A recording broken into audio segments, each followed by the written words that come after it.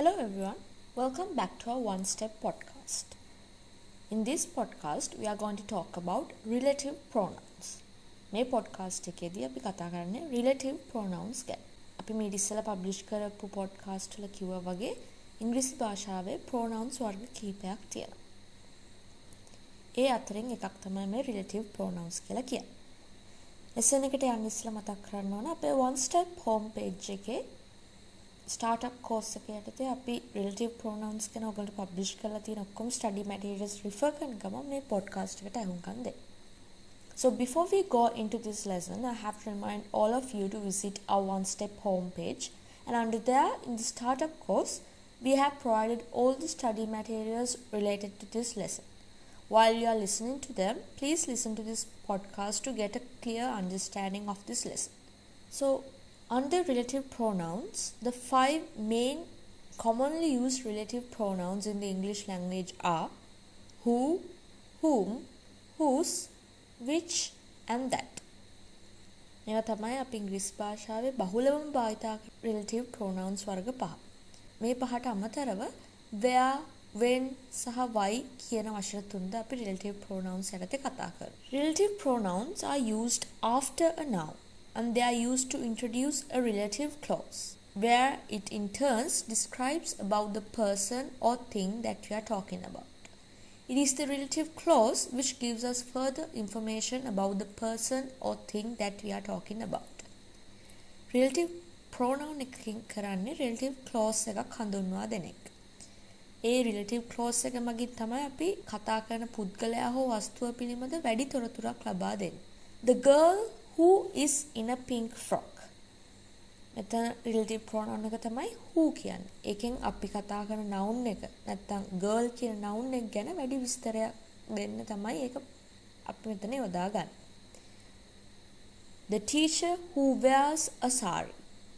In this sentence, who is the relative pronoun which introduces the relative clause which is who wears a sari, and it gives more information about the noun which is the teacher. The lamp which I broke. මේ sentence එකේ which කියන relative pronoun එක හඳුන්වා දෙන්නේ which I broke කියන relative clause එක. ඒක අපි යොදාගෙන the lamp කියන නාම පදයට වැඩි විස්තරයක් ලබා දෙනවා. For people, we use the relative pronouns who, that, whom and whose. අපි පුද්ගලයන් ගැන කතා කරනකොට අපි භාවිතා කරන්නේ who, that, whom සහ whose වගේ relative pronouns. Here the relative pronouns whose and whom shows a possessiveness. යම්කිසි සම්තක භාවයක් පෙන්වන්න තමයි අපි මෙතන whose සහ whom කියන relative pronouns භාවිතා කරන්නේ. The girl who sang a song. The boy that wore pajamas to school. The girl whose voice is sweet. මේ sentences වලදී ඔයගොල්ලෝ පේනවා ඇති මේ relative pronouns අපි ගොඩක් වෙලාවට භාවිතා කරන්නේ පුද්ගලයෝ ගැන වැඩි තොරතුරක් ලබා දෙනකොට. When we are using who, the sentence becomes formal. Formal sentences වලදී තමයි අපි ගොඩක් වෙලාවට whom කියන relative pronoun එක භාවිතා කරන්නේ. නිකන් අපි casually කතා කරනකොට සාමාන්‍යයෙන් අපි මේ whom කියන වචනේ භාවිතා කරන්නේ නැහැ. The baker from whom we bought bread. මේ sentence එක ගොඩක් formal. The baker whom we bought bread from. මේ sentence එක යම් තාක් දුරකට formal. The baker who we bought bread from. මේ sentence එක informal නැත්නම් ඒක casual. එතකොට ඔයගොල්ලෝ පේනවා ඇති මේ වචන කොහොමද හරි ආකාරයට යොදාගෙන formal නැත්නම් casual sentences හදන්නේ කියලා. For things and objects, we use the relative pronouns like which, that and whose. අපි වස්තුන් ගැන සාකච්ඡා කරනකොට අපි භාවිතා කරන්නේ ඒ relative pronouns. The dress which is red. The village whose name is Hogsmeade. The village of which the name is Hogsmeade. The village, the name of which is Hogsmeade. මේ ආකාර තුනටම අපිට මේ sentence කියන්න පුළුවන්. For places, times and reasons, we use the relative pronouns why, where, that and when. Depending on the informality or the formality, the usage of these words differ. So now let's look at some informal or casual sentences. The night when it all happened. The city where they held the meeting. The day that she came. The month when they came. The reason why I was absent. මේ sentences ඔක්කොම casually තමයි කියන්නේ. Informal sentences. The night on which it happened. The city at which they held the meeting. The day on which she came. The month on which they came. The reason for which I was absent. අර අපි casual sentences වලදී කතා කරපු sentences ටික අපි formally කිව්වොත් මෙතනට අපි ඒ භාවිතා කරපු relative pronoun එක වෙනුවට භාවිතා කරන්නේ which කියන relative pronoun. දැන් අපි කතා කරන්නේ relative clauses ගැන. ඉස්සෙල්ලා කිව්වා වගේ relative pronoun එකක් තමයි අපි භාවිතා කරන්නේ relative clause එකක් හඳුන්වා දෙනකොට. relative clause යටතේ වර්ග දෙකක් එනවා. අපි කතා කරන පළවෙනි වර්ගය තමයි the first one is to define exactly what or about whom we are talking about. This is the person who I was talking about. It is the house which my grandfather built. J.K. Rowling is the author who wrote Harry Potter. මෙතන අපි කතා කරන නාමපදය මොකක්ද කියන එක ගැන හරියටම අපි අර්ථ දක්වනවා relative clause එක භාවිතා කරගෙන. This is the person who I was talking about කියන sentence එකේ who I was talking about තමයි relative clause එක. ඒ relative clause එක භාවිතා කරලා අපි එතන person කියන නාමපදය හරියටම අපි අර්ථ දක්වනවා. We can omit who or which and add that. That කියන වචනේ who සහ which වගේ relative pronouns වෙනුවට භාවිතා කරලා අපිට කතා කරන්න පුළුවන්. This is the person that I was talking about. It is the house that my grandfather built. J.K. Rowling is the author that wrote Harry Potter. You can see that unlike in the previous sentences where we used who, which, here we have used the word that. So we can talk about these sentences in both ways. And the next type of relative clause that we are going to talk about is used to give more information on the object or person we are talking about. In these clauses, even without the additional information, we can have an idea about what or whom it is talked about. And we should always make sure to add a comma before initiating a non-defined relative clause. අපි කතා කරන වස්තුව හෝ පුද්ගලයා පිළිබඳ වැඩි විස්තරයක් ලබා දීමටත් අපි මේ relative clauses භාවිතා කරනවා. මේ වගන්තියේ අතිරේක තොරතුරු නොමැතිව පවා අපිට ඒ කතා කරන්නේ කුමක් ගැනද හෝ කෑ ගැනද යන පිළිබඳ අදහසක් දෙන්න පුළුවන්. මේ relative clause එකෙන් අපි ලබා දෙන අතිරේක තොරතුරු සඳහන් කිරීමට පෙර අපි හැම වෙලාවෙම කමා එකක් use කරනවා sentence එකේ. The house which I grew up in is going to be destroyed. The man who is almost 100 years old walked the entire 10 kilometers. J.K. Rowling, who is the author of Harry Potter, who you may have heard of. They came yesterday, which was a big surprise. Here we cannot use that if the relative pronouns in the non-defining clauses are who and which. අපිට මෙතනදී that කියන වචනේ භාවිතා කරන්න බෑ who සහ which වෙනුවට.